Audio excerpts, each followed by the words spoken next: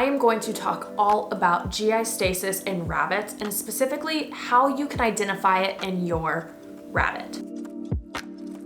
Hello Buns, welcome back to Cinnabun Sundays, our weekly video series where we talk about all things bunny. Today I'm going to talk about a really serious subject. I am going to talk all about GI stasis in rabbits and specifically how you can identify it in your rabbit. Now, before I get started with this video, I want to make it very clear that I am not a vet. I am just a very concerned rabbit mom. I have experienced GI stasis quite a few times with Cinnabun. These are things that I have learned, but anytime you think that your rabbit is unwell or something is off, go to your rabbit savvy vet. This is just out there to educate you so that you know what to look for, but treatment and any of those questions should be handled by your vet. So a common misconception about GI stasis is that it's like a disease or something that a rabbit can catch. It's more really of a condition, and GI stasis specifically is when the GI system, so the digestive tract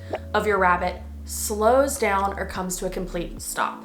When that happens, your rabbit is in stasis. When your rabbit's GI tract slows down, it means that they're no longer able to use the restroom, and that can lead to a buildup of bacteria in their stomach. That buildup is what causes gas bubbles to form. And then it just becomes this cycle of the gas is causing them pain, their bowels are not able to move, and rabbits cannot regurgitate. They cannot throw up. So anything going down cannot come out. That's pretty much what is happening during GI stasis. But what causes GI stasis? Unfortunately, a lot of things can cause it. If your rabbit's really stressed out and doesn't want to eat, that can lead to a slowing in their digestive tract. If their teeth hurt, if they eat something funny and things make their stomach hurt so they don't want to eat, that can add to it. Too much sugar or too many things that are not fibrous that are adding to more bacteria in their stomach, that can cause GI stasis. So there's a lot of different things that can cause it, but whatever it is that causes it, once it happens, GI stasis is an emergency. GI stasis can be extremely deadly in rabbits, and because rabbits are prey animals,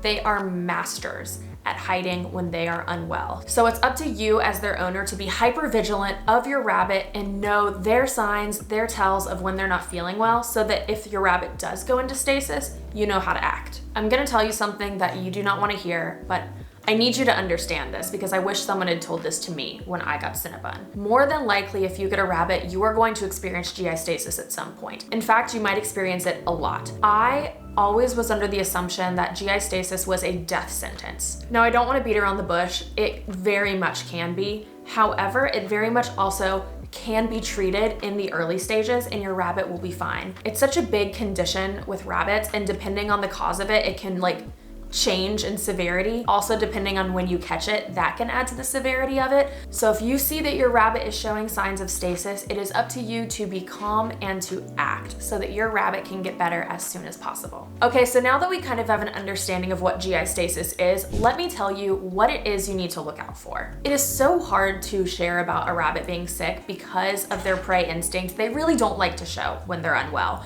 but there are a couple of tells that if your rabbit does this, something is not right. The number one thing that always shows me if Cinnabun is not feeling well is a change in her appetite. That can be a really dramatic change where I offer her food and she doesn't even look at it, or it can be a smaller shift where I show her the food that she eats every single day. She nibbles at it a little bit, but just doesn't show a lot of interest. Anytime you see a shift in their appetite, big or small, you should probably pay attention. Rabbits are extremely food motivated, so that is the number one tell that something is not right. Another thing you can look for is discomfort in their stomach. You're not gonna see your rabbit splooting and laying out flat on their stomach. That is going to hurt way too much. What you're gonna see more likely is them in a little ball. Now, it's not the cute, happy, fluffy little loaf that we are used to with rabbits. It's a much more crunched, hunched position.